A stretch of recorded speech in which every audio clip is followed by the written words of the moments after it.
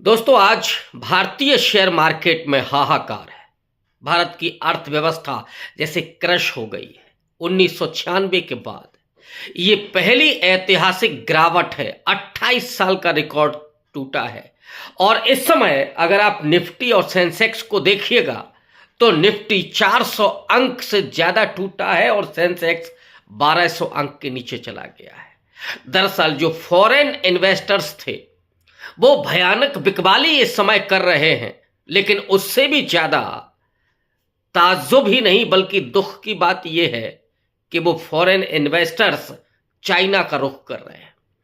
जब से ट्रंप आए हैं तो ट्रंप ने जो ब्रिक्स को खत्म करने की साजिश की है और डॉलर को लेकर के जो उनकी मजबूती है उसकी वजह से भी भारतीय रुपया तेजी से गिर रहा है।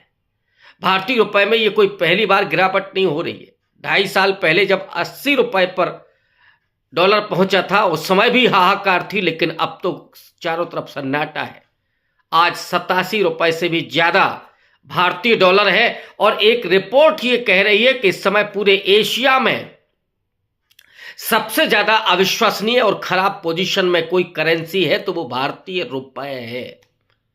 भारतीय अर्थव्यवस्था पर यह जो अविश्वसनीयता का संकट है वो यूं ही नहीं आया है, बल्कि सरकार जिस तरह से आंख नाक कान बंद करके बैठी है और झूठ पर झूठ बोले जा रही है, उसने फॉरेन इन्वेस्टर्स को, विदेशी निवेशकों को यहां से निकलने का एक मौका दे दिया, अवसर दे दिया। और जिस तरह की असहिष्णुता है इस देश में चारों तरफ, जहां मंदिरों में और मस्जिदों में केवल यही एक इशू चल रहा है, मस्जिदों में मंदिर खोजा जा रहा है, किसी मस्जिद का रंग तलाशा जा रहा है, कहीं वहां सर्वे चल रहे हैं, कहीं मस्जिद के आगे नारेबाजी हो रही है।